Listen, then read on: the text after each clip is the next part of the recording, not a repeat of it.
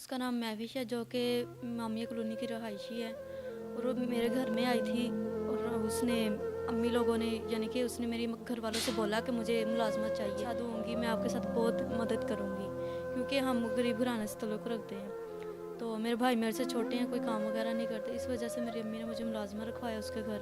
उसने बहुत फ़ायदा उठाया इस चीज़ का कि उसने सबसे पहले मुझे नशे की हालत में ये काम करवा के वीडियो बनाई मेरी।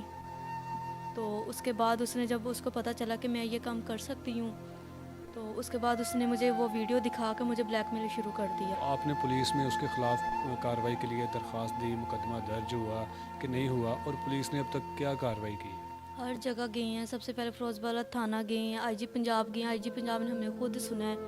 उसके बाद हम डीपीओ पे पेश होते रहे हैं, जो कि वो वहाँ पे नहीं आते रहे, और हमारे हक़ में डीएसपी लीगल ने रिपोर्ट बना के भेज दी है। उसके बाद अभी एफआई में गई है, लेकिन अभी कुछ पता ही नहीं है। यानी कि अभी तक उसके ख़िलाफ़ कोई कार्रवाई नहीं हो सकी। कोई कार्रवाई नहीं हुई, क्योंकि इतनी देर से मैं धक्के खा रही हूँ, अभी कोई कार्रवाई नहीं की गई।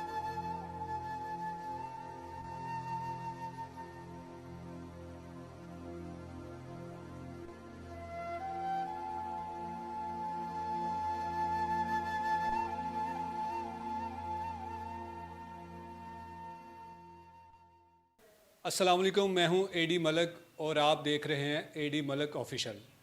नादरीन, मेरे साथ ईशा मौजूद है। ईशा तकरीबन 3-4 साल पहले किसी के घर काम करने के लिए वहां पे नौकरी करती है, और घर की मालकन ईशा को नशावर चीज़ दिला के इसके साथ बदकारी करवाती है और छुपके से इसकी वीडियो बना लेती है। ये मामला क्या है, ये सारी कहानी क्या है, ये जानते हैं ईशा से। अच्छा, मुझे बताओ कि ये वो खातून कौन थी जहां आप घर पे काम करने के लिए गए, और आपको वहां पे किसने काम पे रखवाया?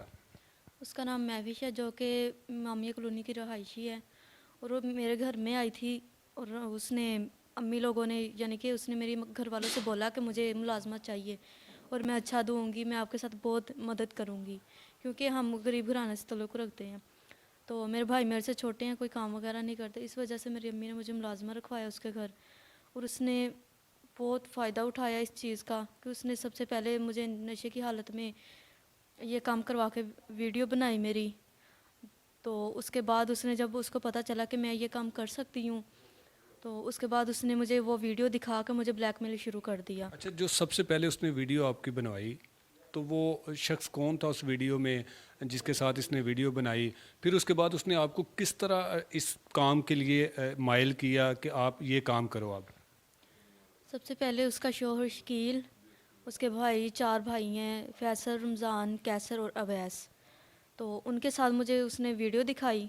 उसके बाद उसका एक है, कहने को तो वो इसका यार ही है, जमील, जो कि उसके साथ वो हमेशा वो ज़्यादा इसके काम करता, क्योंकि जब वो गए थे पिंडी में, मुझे लेके गई, जो कि हाजी दिलावर के साथ लेके गई, वो सुनियारा है, और उसका 8 तोले सोना इसने चोरी किया, और जमील और अवैस वहाँ से लेके आए वापस।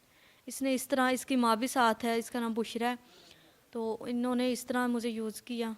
और अच्छा, आपको बिना बताए नशा दे के कितनी देर तक आपसे ये गलत काम करवाते रहे? तकरीबन 15 दिन करती रही। उसके बाद उसने वो वीडियो मेरे सामने रख दी, और जब मैंने मना किया कि मैंने ये काम नहीं करना, तो उसने बोला कि अगर मैं तुम्हारे घर वालों को दिखा दूँ तो, क्योंकि मेरे अब्बू सफ़ेद दाढ़ी वाली इमामत करवाते हैं, मेरा पूरा ख़ानदान इमामत करवाता है, मेरे ससुर भी, और इस वजह से मजबूरन मैं इस अच्छा, तो फिर उसके बाद आप इस दलदल में कितना अरसा फंसी रही और ये काम करती रही? 3 साल। 3 साल तक आप ये काम करती जी। थी। वो आप कितने लोगों को जो उनसे ना वो फेस करती थी? ज़ाहिर बात है ना कि जो बंदा इस काम की मर्ज़ी से इस काम के लिए आता है, वो नशावर चीज़ भी उसने ली होती है, और इस तरह के लोगों का आप किस तरह से फेस करती रही हैं? बस मेरे लिए तो बहुत ये मुश्किल का था, लेकिन उस वीडियो की वजह से जितना मैं ब्लैकमेल उस औरत के साथ हुई हूँ, कि उसके आगे जो भाई थे वो भी, जो आगे काम करने वाले थे वो भी मारपीट करके, अगर मैंने मना करना कि कोई तो हमारा एहसासी हो, कोई तो आए कि जिसके आगे हम तरला मिन्त करके अपनी जान छुड़वा लें, लेकिन सब कहते थे हम तो पैसे देते हैं, हम तो पैसे देते हैं, हमने तो अपना काम करना है। वो फिर ज़बरदस्ती हमें मारपीट करके करते हैं। अच्छा, 3 सालों में कोई ऐसा शख्स नहीं आया जिसने आपसे पूछा हो कि आप इस दलदल में किस वजह से आई हैं? नहीं, कभी किसी ने नहीं पूछा। तो आप उसके घर में ही ये सब काम करती थी कि कहीं और भी जाती थी? घर में और होटलों में, बाहर ये मरी हो गया, पिंडी हो गया, इस तरह। तो जब आप मरी या इस्लामाबाद या पिंडी जाती थी तो इसका तो बड़ा अच्छा खासा मुआवजा वो लेती होंगी, तो उसमें से आपको कितने पैसे देती थी? कुछ भी नहीं। आप बस इस्तेमाल होती रही थी? जी, एक बार जब ये सोना चोरी करके आई थी तो उसके बाद इसने मुझे 5,000 दिया सोना कहाँ से चोरी किया? पिंडी से, जो कि यहाँ का ही आदमी इसका जानने वाला था, वो हाजी दिलावर सनियारा था वो।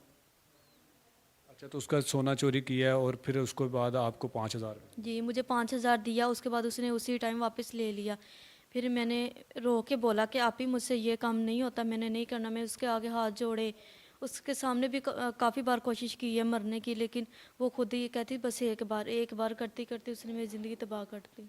अच्छा, आप सिर्फ अकेली लड़की थी उसके पास कि कोई और भी लड़कियां थी? ये काफ़ी लड़कियां थी, आती जाती थी। अच्छा, लड़कियां कोई आती थी, कोई चली जाती थी, कोई इस तरह का काम चलता था? जी। तो वो उसके खिलाफ कोई मुतलका पुलिस, कोई ऐसा कोई अदारा उसके खिलाफ कोई कार्रवाई नहीं करता था? एक दो बार तो मैं भी गई हूँ, जो कि फ़िरोज़ वाला थाना में गई हूँ, और वहाँ पे शकील मुहर्रर है, उसने हमारी एप्लीकेशन आगे नहीं जाने दी। अगर कोई लड़की भी जाती थी तो वो भी नहीं थी आगे जाने देती। जो कि लाइबा नाम की लड़की है, इसकी कज़न है, वो इसका टोटली साथ देती थी। उसका ताल्लुक और शकील का और मैं ये तीन एक थे। और जो गुफ़ार है, जो इसके जिसका यूनिफॉर्म पहन के ये रेड करती है, तो वो भी टोटली इसका साथ दे रहा है। तो आप अब उसके जो घर से या उसके जो गिरफ्त से आप कैसे आज़ाद हुई? मैं बहुत मुश्किल से आज़ाद हुई हूँ कि मैंने सिर्फ यही इसको बोला कि मुझे थोड़ा सा काम है, मुझे जाने दो। जबकि मैं एक लड़की के साथ वहाँ से निकली हूँ, उसकी ही घर की काम वाली थी, उसके साथ निकली हूँ, और अपने घर में आके मैंने सब कुछ बताया है। पहले भी बताया था, लेकिन वो कुरान पाक की कसम खा के रो के मेरे माँ बाप का दिल बहल जाता था, तो कहते नहीं, वो ऐसा कर ही नहीं सकती। उसके बाद जब मैं निकली, मैंने घर आके बताया, मैंने बोला अगर मेरी शादी ना की तो मैंने मर जाना है। उसके बाद मेरे चाचू लोग रिश्ता लेने आए, तो घर वालों ने इज्जत तरीके से शादी की है। फिर मेरे ससुराल वालों में जाके इसने मेरी वीडियो दिखाई, जो कि मेरे हस्बैंड को अभी तक नहीं था पता। उन्होंने हमें घर से निकाल दिया, उन्होंने बोला कि तलाक दो। उसने बोला मैंने इसको तलाक नहीं देनी। वो अपने माँ बाप को छोड़ के मुझे यहाँ लेके आया है। तो यहाँ भी 3 घर हम चेंज कर चुके हैं, ये चौथा घर है, लेकिन फिर भी हमारा पीछा नहीं छोड़ रही। तो आपने पुलिस में उसके खिलाफ कार्रवाई के लिए दरख्वास्त दी, मुकदमा दर्ज हुआ कि नहीं हुआ, और पुलिस ने अब तक क्या कार्रवाई की है? हर जगह गए हैं, सबसे पहले फिरोजबाद थाना गए हैं, आईजी पंजाब गए हैं, आईजी पंजाब ने हमें खुद सुना है। उसके बाद हम डीपीओ पे पेश होते रहे हैं, जो कि वो वहाँ पे नहीं आती रही, और हमारे हक में डीएसपी लीगल ने रिपोर्ट बना के भेज दी है। उसके बाद अभी एफआई में गई है, लेकिन अभी कुछ पता ही नहीं है। यानी कि अभी तक उसके खिलाफ कोई कार्रवाई नहीं हो सकी? कोई कार्रवाई नहीं हुई, क्योंकि इतनी देर से मैं धक्के खा रही हूँ, अभी कोई कार्रवाई नहीं की गई उसके खिलाफ। तो अब आपने शादी कर ली है, अब आप अपने सुकून से ज़िंदगी गुजार रही हैं कि अभी भी आपको कोई परेशानी का सामना करना पड़ता है? परेशानी तो उसकी वजह से है, लेकिन शुक्र अल्लाह का, मेरे हस्बैंड बहुत अच्छे हैं, बहुत ज़्यादा ख्याल रखते हैं, जो कि उन्होंने भी अपने माँ बाप के साथ रब्ता ख़त्म कर दिया है। कहते मैंने इसका साथ नहीं छोड़ना। जी, तो बिल्कुल नाज़रीन, आपने ईशा की कहानी सुनी। उम्मीद है कि आपको भी दुख हुआ होगा कि हम अपने बच्चों को या अपनी बच्चियों को बगैर सोचे समझे, बगैर तहकीक किए ऐसे घरों में चंद पैसों की औज़ हम नौकरी के लिए छोड़ देते हैं, जहां वो हमारे बच्चों पर तशद्दुद भी करते हैं, उन्हें मारते पीटते हैं, हत्ता कि उन्हें कत्ल तक भी कर दिया जाता है। ईशा के साथ भी ऐसा ही वाक़या पेश आया कि इसे नशावर चीज़ पिलाकर इसके साथ बदकारी करवाई गई, वीडियोस बनाई गई। वो वीडियोस के बाद इसके शोहर को, इसके घर वालों को, सबको दिखाई गई। इसको 3 साल तक लोगों की हवस का निशाना बनाती रही। जब इसने उसके ख़िलाफ़ कार्रवाई करने का आगाज़ किया, मुतलका पुलिस स्टेशन गई, वहाँ पे पुलिस एहलकारों ने भी इनके साथ किसी किस्म का कोई तावन नहीं किया। हत्ता कि आईजी पंजाब साहब के पास भी इन्होंने अपनी दरख्वास्त लेकर गई, उन्हें दुख भरी कहानी सुनाई, लेकिन आईजी साहब ने भी कुछ नहीं किया। अब इनका केस एफआईए में पहुंच चुका है। उम्मीद है कि एफआईए उस खातून के साथ, इसके साथ जुल्म हुए की मुकम्मल कार्रवाई करेंगी और उसको कैफरे करदा तक पहुंचाएगी। इसी के साथ मुझे दीजिए इजाज़त, मिलते हैं एक और स्टोरी में, तब तक के लिए अल्लाह हाफिज़।